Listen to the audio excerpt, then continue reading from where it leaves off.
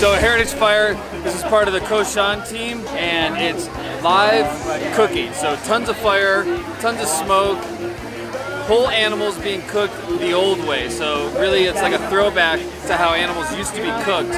It's a lot of fun for a lot of the chefs from all over the country. It's when we get together and just throw down. It's amazing.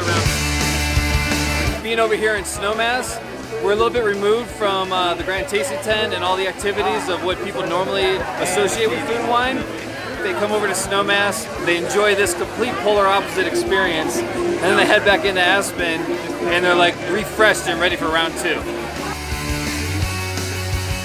So this is the cool thing about mountain dining at Aspen Snowmass, is every day is a little bit different. We do so many different events and it never gets old. There you go.